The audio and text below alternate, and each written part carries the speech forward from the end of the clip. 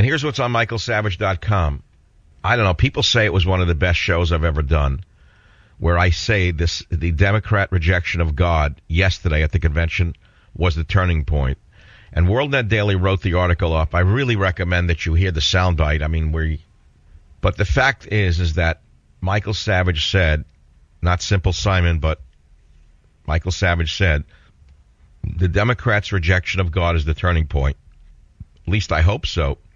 And I had a divine moment at a memorial outside a Jewish wedding. The Democratic Party's symbolic dismissal of God with the removal and forced return of his name to its platform by party officials amid loud boos from delegates could be the turning point in the 2012 presidential campaign, said talk radio host Michael Savage. Savage told his listeners, this is a big moment. America is disgusted with this party of atheists and America haters.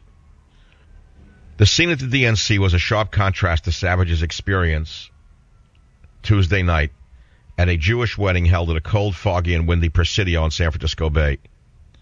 The site of the wedding, next to the graves of thousands of war dead. Savage said as he stood behind the area where the ceremony took place, he noticed a small bronze plaque on the ground that read, "In memory of all those who died on D-Day."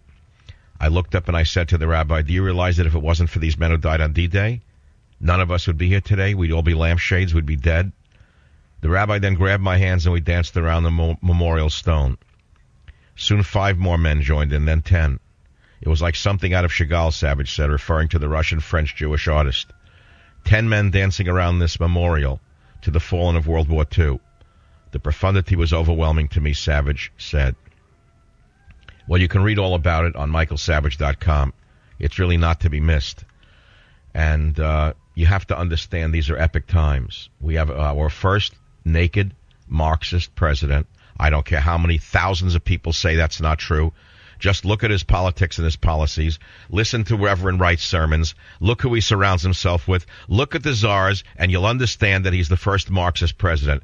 He is like Chavez in the early days of Chavez in Venezuela. You've got to understand what's going on here. This is how it goes. It's getting worse by the day. Everything's in play. Everything's at stake.